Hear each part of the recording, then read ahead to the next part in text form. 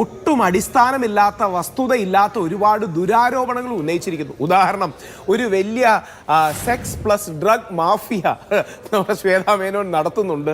Martin അടക്കമുള്ളവർക്കെതിരെ നടപടിയെടുക്കണം, കേസെടുക്കണം, ശിക്ഷയും അനുഭവിക്കണം. Martin എന്ന് പറയുന്ന വ്യക്തിത്വം, അദ്ദേഹം കോടതിയിൽ കൊടുത്തിരിക്കുന്ന പരാതി വായിക്കുന്നത് തന്നെ ഒരു വലിയ പരീക്ഷണമാണ്. അത്രമേൽ അശ്ലീലം കുത്തിനിറച്ച, അത്രമേൽ വിഡ്ഢിത്തങ്ങൾ കുത്തിനിറച്ച നിയമവ്യവസ്ഥയ്ക്ക് കീഴിൽ എങ്ങനെയാണ് ഒരു മനുഷ്യന് ഇങ്ങനെ ഒരു പരാതി കൊടുക്കാൻ കഴിയുന്നത് എന്ന് അത്ഭുതപ്പെടുത്താൻ പോകുന്ന തരത്തിലുള്ളൊരു കലാസൃഷ്ടിയാണ് എന്ന് തന്നെ പറയേണ്ടിയിരിക്കുന്നു. എങ്ങനെയാണ് നിയമവ്യവസ്ഥയെ ഇങ്ങനെ നോക്കുകുത്തിയാക്കാൻ, പരിഹസിക്കാൻ ഒരാൾക്ക് നിയമത്തിന്റെ വഴിയിലൂടെ കഴിയുന്നത്?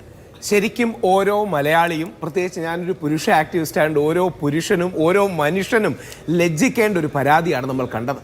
അറപ്പ്, വെറുപ്പ് തുടങ്ങിയ വാക്കുകൾ നിർലോഭം വീണ്ടും വീണ്ടും പ്രയോഗിച്ചിരിക്കുന്നു. പല ലൈനുകളും റെപ്പറ്റീഷനാണ്. വൾഗർ എന്ന വാക്ക് വളരെയധികം പ്രാവശ്യം ഉപയോഗിച്ചിരിക്കുന്നു. 2, ഒട്ടും അടിസ്ഥാനമില്ലാത്ത വസ്തുതയില്ലാത്ത ഒരുപാട് ദുരാരോപണങ്ങൾ ഉന്നയിച്ചിരിക്കുന്നു. ഉദാഹരണം, ഒരു വലിയ സെക്സ് പ്ലസ് ഡ്രഗ് മാഫിയ നമ്മുടെ ശ്വേതാ മേനോൻ നടത്തുന്നുണ്ട്. 2, കുട്ടികളുടെ, ഞാൻ പറയുന്നതുകൊണ്ട് പോക്സോ ആരോപണങ്ങൾ അടക്കമുണ്ട്. കുറച്ചുകൂടെ പച്ചയ്ക്ക് പറയാം, കാരണം നമ്മുടെ ആൾക്കാർ അറിഞ്ഞിരിക്കണം നമ്മുടെ ലീഗൽ പ്രോസസ്സിനെ എങ്ങനെയാണ് മിസ്യൂസ് ചെയ്യുന്നത്.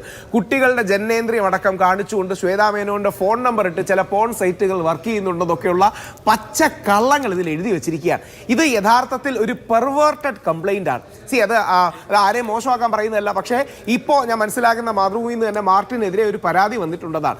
തീർച്ചയായിട്ടും ഇത്തരക്കാർക്കെതിരെ പരാതി എടുക്കണം. നാളെ ഏതെങ്കിലും പുരുഷൻ സീരിയസ് ആയ കാര്യങ്ങൾക്ക് വേണ്ടി പരാതി ഉന്നയിക്കുമ്പോൾ ഇതേപോലെ ഫ്രിവലസ് ആക്കും. ഞാനൊക്കെ ഉന്നയിക്കുന്ന പരാതികളോ ബാക്കി ആൾക്കാർ ഉന്നയിക്കുന്ന പരാതികളോ ഇത് നമ്മളെ ഒരുതരം കളിയാക്കുന്ന രീതിയിലേക്ക് കൊണ്ടുപോകും. മാർട്ടിൻ തികച്ചും ദുരുപയോഗം ചെയ്തിരിക്കുകയാണ്. വളരെ വിഷമത്തോടെ പറയട്ടെ, ഒരു നിയമ വിദ്യാർത്ഥി എന്ന നിലയിൽ ഇത് നോൺ ആപ്ലിക്കേഷൻ ഓഫ് മൈൻഡോടുകൂടിയാണ് കോടതി എടുത്തത്. കോടതി ഈ പരാതി ഒന്ന് വായിച്ചു നോക്കിയിരുന്നെങ്കിൽ, ഒരുപക്ഷെ ടെക്നിക്കാലിറ്റി കാണാം, ഇല്ലെന്ന് പറയുന്നില്ല, പരാതി ഒന്ന് വായിച്ചു നോക്കിയിരുന്നെങ്കിൽ ചവറ്റുകുട്ടയെ പോലും അറിയില്ല, അപ്പം തന്നെ മാർട്ടിന് കോസ്റ്റ് അടിച്ചു കൊടുക്കേണ്ട അവസരം ഉണ്ടായേനെ. ആ രീതിയിൽ ചെയ്യാതെ ഇത് ചെയ്തത് വളരെ ദൗർഭാഗ്യകരമായി പോയി. ഇനി ഈ മാർട്ടിനെ കുറിച്ച് ഒരു ബാക്ക്ഗ്രൗണ്ട് കൂടി അറിഞ്ഞിരിക്കണം.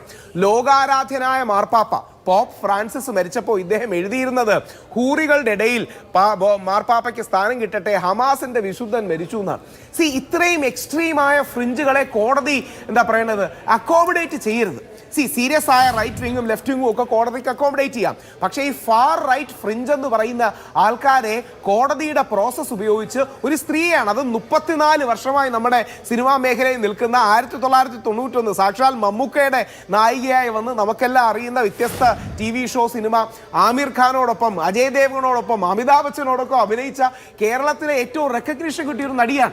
അപ്പൊ അത്രയും മെയിൻ സ്ട്രീം ആക്ട്രസിനെ കരിവാരി തേക്കരുത്. ഇന്ന് ശ്രീ ദേവൻ അടക്കം, അതും കൂടെ നമ്മൾ ശ്രദ്ധിക്കണം, ഇവരുടെ എതിർപക്ഷത്ത് നിൽക്കുന്നതാണ് ശ്രീ ദേവൻ അടക്കം, ശക്തമായി ഇതിനെ തെള്ളി പറഞ്ഞിട്ടുണ്ട്. മാധു പറഞ്ഞ അതേ വാക്കുകൾ യൂസ് ചെയ്യുന്നുണ്ട്, വിഡ്ഢിത്തരങ്ങളാണ്, മണ്ടത്തരങ്ങളാണ്.